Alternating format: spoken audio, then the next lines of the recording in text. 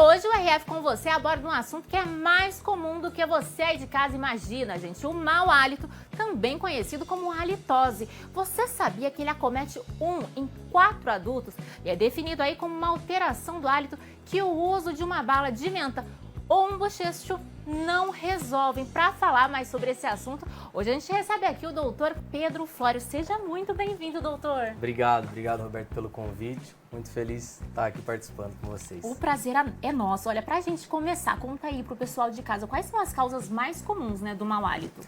Na verdade, a causa mais comum do mau hálito, ela está associada a uma má higienização bucal. Tá? Essa má higienização bucal, ela faz com que a gente tenha um aumento de bactérias presentes na nossa boca. Essas bactérias, elas vão metabolizar restos alimentares que a gente deixou de escovar os dentes e vão produzir substâncias ricas em enxofre. E isso que pode provocar esse mau odor. Caramba, então é por isso que ao acordar aí, normalmente a gente tende a ter mau hálito? Na verdade, quando a gente acorda, a gente ficou muito tempo sem a salivação. A gente tem uma diminuição da nossa salivação e, consequentemente, uma maior proliferação das bactérias, porque a salivação, a saliva em si, ela serve como uma proteção natural da nossa boca.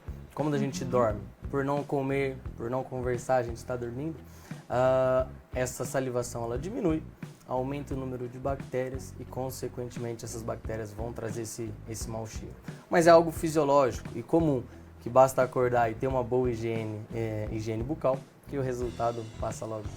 Já deu uma dica aí pra gente, então. Olha, doutor, existem aí diferentes tipos de mau hálito ou não?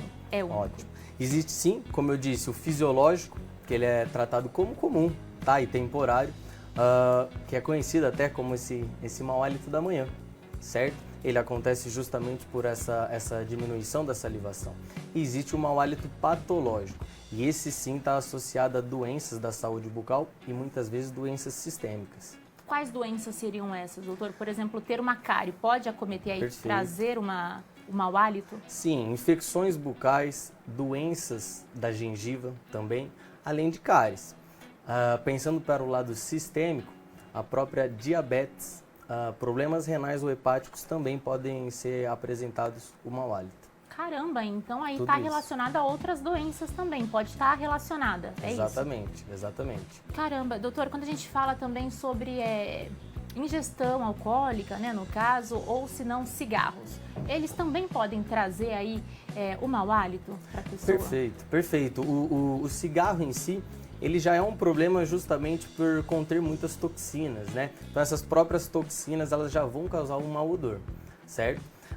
Mas o uso do cigarro e do álcool em si, eles fazem com que a gente tenha, como eu disse, uma diminuição dessa salivação.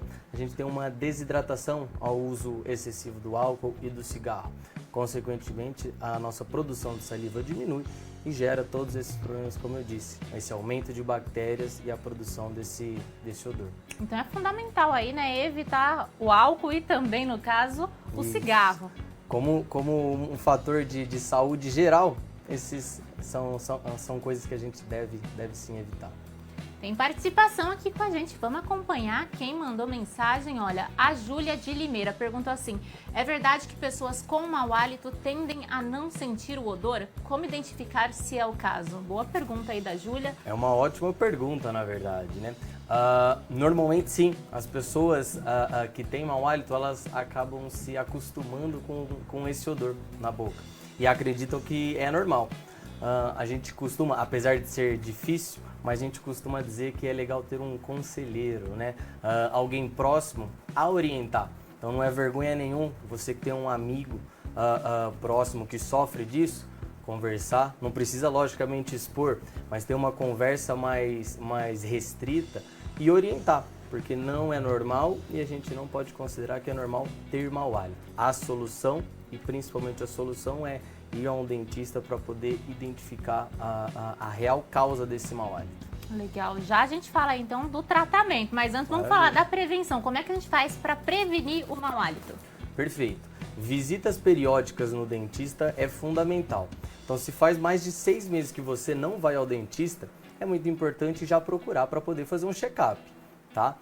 O dentista é o profissional que ele vai identificar o que está acontecendo, o porquê deste mau hálito. Se ele vem de uma doença real da boca, como uma infecção, como cáries, por exemplo, ou se apenas com orientações é possível que você tenha essa melhora. Certo. Quando a gente fala aí da balinha, né, o pessoal tende a dizer aí, coloca o chicletinho na boca, às vezes usa isso até como um toque para alguém que está com mau hálito. Ele ajuda? Pelo que eu falei ali no início, ajuda a dar uma enganada, né, mas não resolve o problema. Exato, ele ajuda a enganar. O chiclete ele é muito bom, sem açúcar, isso é importante, mas o chiclete ele é muito bom para ajudar no estímulo da salivação, e isso é ótimo. Só que ele também serve como um disfarce. Então a pessoa às vezes acaba utilizando desse chiclete para disfarçar um odor. E às vezes esse odor ele está vindo de diversos problemas, como as infecções ou mesmo uma falta de higienização bucal adequada. Doutor, e qual que é o papel aí da dieta, né, nessa prevenção ao mau hálito? Ótimo. Certos alimentos contribuem, por exemplo, a cebola. É uma inimiga, né, do bom hálito. Sim, com certeza. Na verdade, uma dieta controlada é fundamental para o controle também do mau hálito, tá? A gente ficar muito tempo sem se alimentar, que é o jejum em si, ele pode trazer sim alguns problemas de mau hálito, tá? Por N fatores. E consumir alimentos ricos em enxofre, como a cebola, alho ou repolho, por exemplo, eles podem sim agravar essa situação. Caramba! E principalmente é de fundamental importância fazer o uso de líquidos, né? De água, tomar bastante água para a gente estar hidratado e, consequentemente, a nossa salivação funcionar de uma maneira muito mais correta. A gente sempre fala aqui que a água é uma aliada, né, para o corpo como um todo. E olha, doutor, só com a escovação adequada e aí passar o fio dental, é possível tratar o mau hálito? Não, né? Perfeito. Na verdade, a escovação e o fio dental é muito importante, tá? Ela é muito importante para uma saúde da boca. Mas nada adianta se você está com um problema ativo, como uma cárie, como uma infecção na boca, você apenas fazer essa escovação. Por isso que eu sempre recomendo a visita ao dentista e ele sim vai identificar o que está causando este problema. E se de fato o problema está associado a uma má higienização ou a um problema, uma doença na cavidade bucal. Certo, a gente está falando aqui de uma escovação adequada. Quando a gente fala disso, não pode esquecer que a língua também faz parte do nosso sistema, né, doutor? É isso, é uma escovação completa, né? Então, inicialmente, a gente começa pelo uso do fio dental, tá? Após isso, é uma escovação geral dos dentes e, por fim, a escovação da língua. Ela é um órgão que mantém muitas bactérias e restos alimentares presos ali. Se a gente não higienizar a língua, muitas vezes a pessoa tem um dente bom, saudável, mas a higienização da língua pode causar sim esse mau hálito. Tem mais participação aqui com a gente, vamos ver. Olha. A escova dental pode prejudicar a gengiva? Essa é uma ótima pergunta. A ideia da frequência no dentista e conversar com o seu dentista é fundamental para ele explicar algumas coisas. Utilizar escovas de cerdas duras e rígidas pode sim machucar a nossa gengiva, tá? Então uma técnica de escovação ideal e a escolha da escova ideal para o seu caso é fundamental para você ter uma prevenção e longevidade aí da saúde bucal. Bacana, doutor. Quando procurar aí um profissional, no caso o dentista, né? Recomendado que faça pelo menos uma consulta a cada 6 meses, é isso? Perfeito. Se faz mais de 6 meses que você não vai ao dentista, é importante você passar por um check-up para que ele possa orientar como anda a sua saúde bucal, tá? E pensando no mau hálito agora, se você perceber que você já está há alguns dias, você teve um toque de um amigo, um colega que vê que isso que é mais frequente do que você imagina, é fundamental ir ao dentista para que ele identifique a real causa desse mau hálito, poder solucionar da melhor maneira possível. E muitas vezes essa solução ela é muito simples, através de orientação e educação. É isso aí, doutor. Que tipo de tratamento a gente pode esperar receber, né, ao chegar aí com esse problema no consultório? Perfeito. Inicialmente, tá? O dentista ele vai identificar o foco que está causando isso.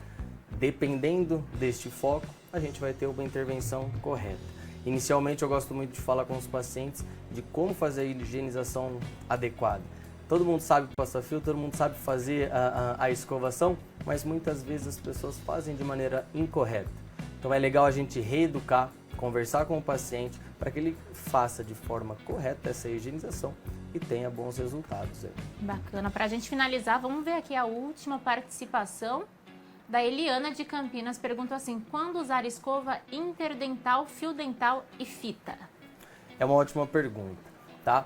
Em relação a fio dental e a fita, eu particularmente recomendo para os meus pacientes, use a que mais te agrada, tá?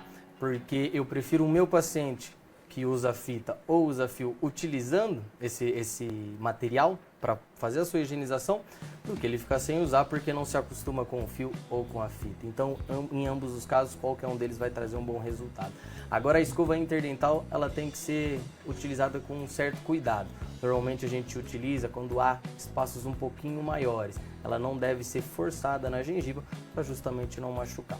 Através de uma avaliação é possível identificar quando é ou não necessário. Doutor, para a gente finalizar então, quem quiser conhecer aí seu trabalho, te encontra onde no Instagram, nas redes sociais? Olha, para quem quiser conhecer um pouquinho mais do meu trabalho, é @pedroflorio no Instagram ou no nosso site www.floriodontologia.com.br. Lá tem um monte de coisa para a gente aprender juntos. É isso aí. Muito obrigada pela participação. Muito obrigado doutor. você Foi um pelo prazer convite. te receber. Valeu.